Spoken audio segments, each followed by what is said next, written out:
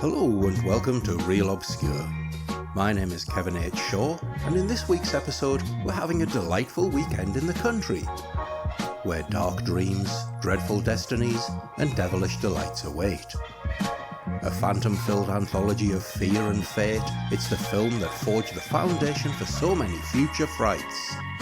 From 1945, it's the seminal scarefest, Dead of Night.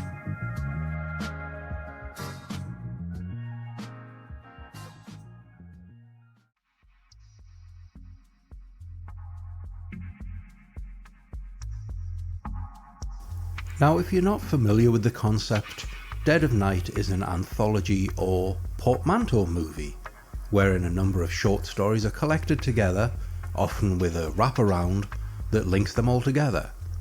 It may be that all the stories are in a book a character is reading. There could be tales told around a campfire, or a character citing examples of the supernatural in an attempt to argue their case. Whatever the concept, this serves as a way to connect what would be otherwise unrelated stories and give the movie a cohesive feel. Creepshow, Trick or Treat, and the VHS series are examples of the genre you're probably most familiar with. And Hammer's rival studio Amicus made a number of very memorable anthologies in the 60s and the 70s. There was even a German movie named Unheimliche Gesichten, which was released way back in 1919. Clearly, it's a concept with staying power. Now, Dead of Night was the first English language movie to embrace and define the format as we know it today. I'm focusing on it tonight though, not just because of its place in the halls of horror history, but also because to this day, it's still an incredibly effective chiller, and a movie that gives me goosebumps every time I watch it. And no, that's not a joke about the R.L. Stine series. I'm being deadly serious here. Dead of Night was produced by England's Ealing Studios, who were a company that were more famous for their comedic movies like Kind Hearts and Coronets, The Lady Killers, and Passport to Pimlico. The movie was released in 1945. Now, releasing a horror movie during the 40s was an odd move for the studio, given World War II had really redefined true horror for the average cinema goer, and audiences wanted something lighter to escape the nightmares of bombings and rationing. Yet, according to reports, it actually fared well at the box office.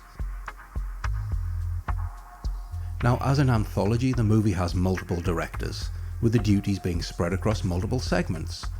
We'll break down who did what as we take a look at the plot, but for now, let's look at each individual director's career. Alberto Cavalcanti was a Brazilian director, who was often credited simply as Cavalcanti. His resume includes a broad range of positions, being everything from an interior designer to Brazilian consulate to Britain. His globe-spanning roles in film production saw him working in France, East Germany, and Britain on a slew of experimental and mainstream movies that are just far too numerous to list here. Charles Crichton began his career as an editor, working on genre picks like Things to Come and The Thief of Baghdad, before moving to Ealing Studios, where he directed comedies such as The Lavender Hill Mob and The Titfield Thunderbolt. But modern audiences will probably know him more for his 1988 John Cleese Jamie Lee Curtis comedy A Fish Called Wanda, which he both directed and wrote. Robert Hamer, like Crichton, began as an editor, working on Hitchcock's Jamaica Inn, before branching out into directing. He's probably best known for the brilliant Alec Guinness vehicle Kind Hearts and Coronets, and for the 1960 original version of School for Scoundrels. Basil Dearden's early career saw him working on a number of Will Hayes films, including The Goose Steps Out and The Black Sheep of Whitehall, but he's probably best known for directing 1950's The Blue Lamp, which older British listeners may know as the movie that spun off into the hugely popular Dixon of Dock Green TV show, and he also directed the superb bank heist drama The League of Gentlemen. The screenplay was written by Angus MacPhail and John Baines and includes original stories written by the pair, plus adaptations of the works of H.G. Wells and E.F. Benson. H.G. Wells is, I'm sure, known to all of you for his genre-defining works like The Invisible Man, The Time Machine and The War of the Worlds. Now, although he's not as well known as Wells, Benson is one of the greats when it comes to the short-form horror story, penning such classics as The Room in the Tower and Mrs. Amworth. He also wrote the hugely successful satirical series of Map and Lucia stories. Now, just as an aside, as I was editing this, I actually discovered that Mark Gatiss is adapting The Room in the Tower for this year's Ghost Story for Christmas on the BBC. I'll certainly look forward to seeing that, as it is one of my favourite short stories, and it really is quite brilliant. So what's it all about? Well, Dead of Night begins with Walter Craig, played by Mervyn Johns, arriving at the country cottage of Elliot Foley, played by Roland Culver. Foley has invited Craig, who is an architect, to his countryside retreat, with a view of having some work done upon the house. Craig, however, seems distracted, and as he is introduced to Foley's other guests, he confesses that he has met them all before in a recurring dream. A dream he is not entirely sure he isn't actually experiencing at this very moment. One of the guests, Dr. Van Straten, played by Frederick Volk, is a psychologist by trade and pours scorn on Craig's predictions and belief that something terrible is going to happen. But seeing it all as a bit of a lark, the gathered guests begin sharing tales of their experiences of the unexplained. So we hear a tale of a life-saving premonition, a time slip, a mirror that doesn't always show the same reflection, a tale of a ghostly golf wager, and a ventriloquist's dummy that seems to have a mind of its own. Between tales we return to the assembled guests, with Craig becoming more and more anxious as his predictions come true. As the tension rises, so we descend further and further into Craig's nightmare, until it comes to a chilling climax. Now, I know for some people this movie will probably be a very difficult watch. It's in black and white. It's 80 years old. And it's full of hoity-toity, terribly English people. But if you have any reservations, put them aside right now and watch this movie. It is a masterclass in horror cinema and stands as one of the greats. What works so well here is the way in which Craig's nightmare unfolds. At first he's doubtful and confused. I'm sure we've all had that experience where we dream of something and then, as we wake, we somehow convince ourselves that it's a recurring dream, even if we can't pinpoint when we had it last. Such is the nature of dreams. But as this story progresses, Craig becomes more and more sure of his suspicions, and he's able to make predictions about what's going to happen next, and although at the time they seem unlikely, they do indeed come true. Now, one thing to note about this wraparound is, unlike many later anthologies, it's actually the meat of the story. For example, what I mean is the Amicus movies tend to invest more in the segment stories than the overall arc of the movie. A typical Amicus movie will have a group of strangers becoming confined in a space, and then they'll begin recounting a strange experience or a dream they've had. But unlike Dead of Night, where the story actually unfolds, at the end of a story segment in an Amicus movie, there's a pause before the next character segues with a, interesting. Anyway, here's my story, until they've each had their say, and then it's revealed that they're in hell or they're ghosts or something. Not so with Dead of Night. This movie builds the suspense and tension brilliantly, as Craig knows his nightmare will come to an end, and as each tale is told, so he becomes more and more convinced that he's powerless to change the fate that awaits him as he creeps toward it. And when the final events come true, well, I'll leave that for you to experience for yourself. Now let's take a look at each of the stories. The first is a relatively short one, featuring Anthony Baird as race car driver Hugh Granger. Hospitalised following a car accident, Granger has a strange nighttime experience in which he has a vision of a hearse driver that proves somewhat prophetic. The story is based on The Bus Conductor, which was penned by E.F. Benson and published in 1906. Although it's relatively short, It's a clever and quite subtle gateway into the group's discussion of the unexplained, being, like Craig's experience, based around a dream. Like the wraparound, this segment was directed by Dearden and has some incredibly haunting visuals. From the slow zoom to the window, and Granger's almost zombie-like compulsion to look outside to the striking image of Miles Matheson as the hearse driver, it's all superbly chilling and quite evocative, even if the story itself is going more for the that's weird vibe rather than outright horror. And that's one of the reasons why this movie works so well. It takes time to build suspense and terror. With each tale the stakes rise, as Craig not only becomes more and more convinced he's dreaming and that the dreadful conclusion is inescapable, but also the way the stories ramp up to include more and more fantastical and terrifying elements. The second tale is told by Sally, who is played by Sally Ann Howes, who's probably best known for appearing as truly scrumptious in the Chitty Chitty Bang Bang movie, which was based on a novel by Ian Fleming of James Bond fame. There you go.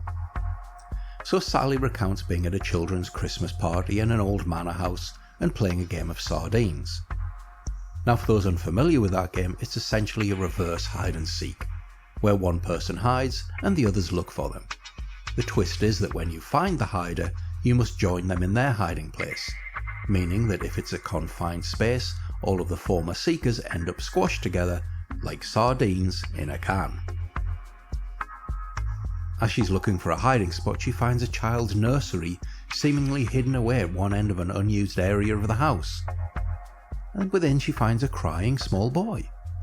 She comforts him, sings him to sleep, and then finds her way back to the main part of the house, where she discovers... well, again, I'll leave it at that point.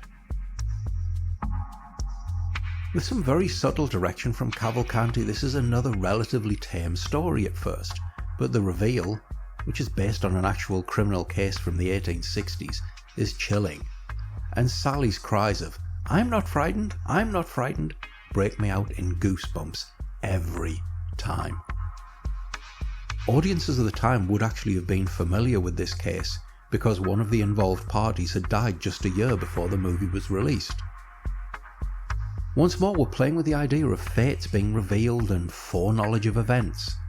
Only this time it's the viewer who has the moment of clairvoyance because they know what's coming.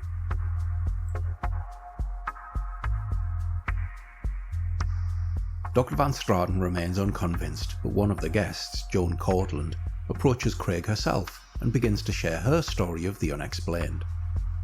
Mrs. Cortland is played by Googie Withers, an actor with a list of credits far too long to list here, but she was a huge star in Britain in the 30s, the 40s and the 50s.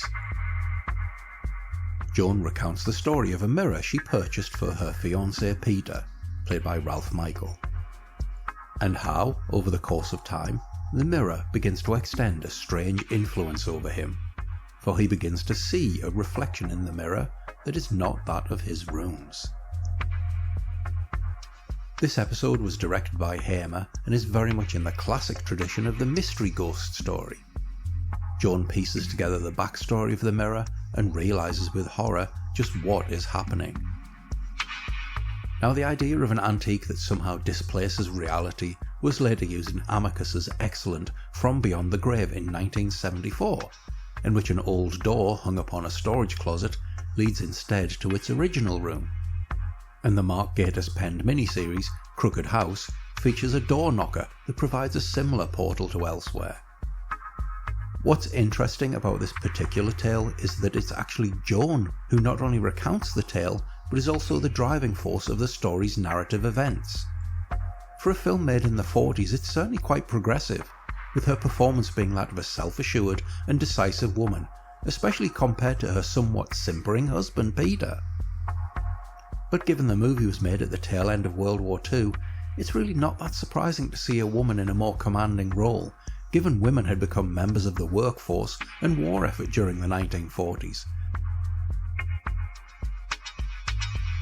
With her tale complete, the gathered guests once more ask Dr. Van Straten to provide an explanation. And at this point the armour of skepticism is beginning to crack. as he comes under more and more pressure to perform psychological gymnastics to disprove the mounting evidence. The tone becomes darker and Craig, feeling he is unable to face his fears, elects to leave. But before he can do so, his host, Foley, offers him a drink for the road and attempts to console him by telling a story he once heard. Now, Foley's tale is based on a story by H.G. Wells and is directed by Charles Crichton. It revolves around a sporting wager made between two golfers, played by Basil Radford and Naunton Wayne, regarding the hand of a woman they've both fallen for, which takes a somewhat ghostly and ghastly turn. Radford and Wayne had played the characters of Charters and Caldecott in the 1938 adaptation of The Lady Vanishes, and these characters are essentially the same characters again, just under a different name. The two would actually go on to play these characters or variants of them in numerous movies and radio plays. Now, this story gets a bit of a bad rap among those familiar with Dead of Night, as it's a much more comedic piece, the kind of thing you'd expect from an Ealing comedy, and centres around a ghost's inability to make himself vanish. It's replete with lots of funny gesturing, face-pulling, and witty dialogue. However, it's actually quite dark in places, with the ultimate fates of the two being quite disturbing when you think about it. But the thing that a lot of people miss is it serves a very specific role within the movie's overall structure. This is the calm before the storm, the moment of relief from the terrors we've experienced, a palate cleanser if you will, which masterfully sets us up for the final tale. Amused and relieved by Foley's story, Craig decides to stay, and as the spell has now been broken, the guests ask Dr. Van Straten if he has any strange experiences. Now happy that his skepticism has won out, he agrees to discuss the time he was asked to evaluate the psychological well-being of a ventriloquist named Maxwell Frere, who'd been accused of attempting to murder his rival, Sylvester Key. This sequence again was directed by Cavalcanti, although unlike Sally's story, this time he is pulling no punches. So we're introduced to the character of Frere, who's played by Michael Redgrave, who made his big screen debut in the aforementioned The Lady Vanishes. Redgrave had a hugely successful stage and movie career, and was also the father of Vanessa and Lynn Redgrave, and grandfather to Natasha, Jolie, and Gemma Redgrave. Now, to understand what happened, Van Straten reads Key's statement, in which he recounts how Frere became increasingly worried that he was trying to woo his dummy, Hugo, away from him, and that Hugo was quite happy with that idea. Yes, Hugo, it seems, has ideas of his own and isn't going to stick around with Frere for much longer if he has anything to do with it. Also, Frere would have us believe. But as Van Straten digs deeper, we learn that perhaps Frere may not be quite so insane as he appears. Now, this tale is an absolute masterpiece and is probably the story most people remember from the movie. Michael Redgrave's performance is fierce, incredible, yet also so subtle. Just pay attention to his eyes. It's through them that he conveys Frere's mounting terror. He's a man who doesn't sleep, who is plagued by paranoia, and is truly, truly haunted. All the performances in this movie are great, but Redgrave is on another level here. Now, this may seem a kind of common trope now, the idea of a ventriloquist and his dummy being at odds with each other, and Dead of Night wasn't the first movie to do this, but it's the one that does it the best. It's subtle, but it is also absolutely terrifying. It is a fantastic piece of cinema, and if you don't watch this movie for anything else, just watch it for this story. So Van Straten ends his story as the night closes in, and as they discuss the Frere case, two more of Craig's predictions come true. And as the generator runs out and the lights fade, so the house darkens, with nothing but the light from the fire to illuminate the room, casting long dark shadows across the walls. It's a great bit of visual storytelling. We're in the realm of darkness now, where our fears dwell, and where, worst of all, Craig will be forced to confront his terrible destiny as we watch. And that's something we will discuss in the spoiler zone, which will follow the main show.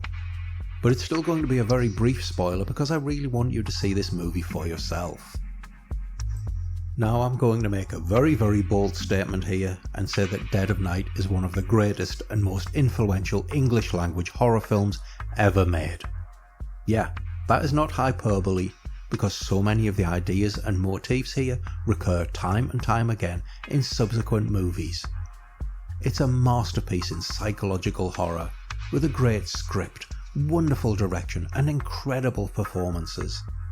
This is cinema at its finest. It's beautifully crafted, perfectly paced and shaped to deliver its terrors with a slow and deliberate menace. Now what really sets this apart from the other portmanteau movies is the way it uses the individual stories to advance the overall story. As I mentioned, in other films of this nature the wraparound is almost an afterthought, a contrivance to get some people together to tell their individual stories. Here it's the opposite. The wraparound story is the story. And it's interesting, it actually owes a huge debt to E.F. Benson's excellent Room in the Tower. The tales are used to advance us towards the climax of the overarching narrative, and it's incredibly well done. Now, as I said in the opening, you may find yourself put off by many aspects of the production, being an older, black and white and very English film.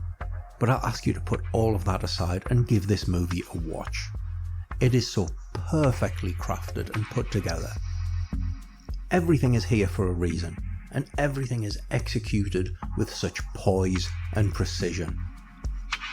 Every story can stand on its own, but it also contributes to the movie's flow. Interestingly, the original US cut actually dropped the stories from Sally and Foley. The former presumably for time constraints, and the latter because the distributors felt that the comedic tone, which is also a little bit bawdy, was out of place here, which of course it isn't. It's as vital to the movie as every other aspect, and I can't see how removing it would improve the film. I also think it's quite arrogant to just cut a piece of a movie because you don't like it or think you could improve it, especially when each story's elements are integral to the movie's climax. Anyway, please give this movie a watch. If you're a fan of the anthology style film, or you just want to see horror really well done, this is an absolute must. On a side note, I just discovered the movie is receiving an 80th anniversary 4K release later this month, and it looks as if it is filled with extras. I know I'll be picking this up even though I just bought the regular Blu-ray a couple of months ago. But for those on a tighter budget, it is available to stream for free via Plex, and it is also on the Internet Archive, so you have no excuse not to watch this movie. And with the main analysis over, it's time for the Spoiler Zone. So I am not actually going to give away the endings of all of the stories, because I do want you to watch this movie for yourself, but what I am going to do is talk about the overall ending of the movie from the wraparound. So Craig realises he's a prisoner of fate and that this nightmare will keep going regardless of his actions. Realising he can't help him, he strangles Van Straten and then flees, finding himself running through scenes from each of the guests' stories, attempting to hide in Sally's manor house and Peter's haunted mirror, being mocked by Hugo and then finding himself thrown in a jail cell by the hearse driver from Granger's nightmare. And it's here we encounter one of the movie's creepiest scenes. He lands on the bed, and as he looks over, he sees Hugo seated in the cell with him. And then to his horror, Hugo stands up and walks toward him.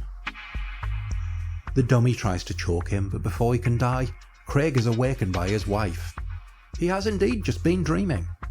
And as he tries to dust away the cobwebs of the dream, his wife answers the phone and hands it to him. It's a client looking for some work to be done on his cottage. His name? Elliot Foley. Craig rises from his bed and explains to his wife that he's been asked to go away for the weekend but is undecided. Jokingly, he flips a coin, which falls on the positive. As he lights a cigarette, his wife comments that a weekend in the country is just what he needs, and it might help with all those terrible nightmares. At this, Craig stiffens, his eyes widening, and as the end credits roll, we see the movie's opening sequence again, with Craig driving to the Foley house. Now, I know the "it was all a dream" thing has been done to death and is such a cliche as to become a joke, but in this instance it works. Not only because it's an early example of this, but it also enforces the absolute horror of Craig's situation. He is somebody trapped in a perpetual loop of predetermined terror. And yes, this is the ending Umberto Lenzi borrowed for Nightmare City. I suppose if you're gonna steal, you should at least steal from the best. But anyway, it is an absolute gut punch of an ending.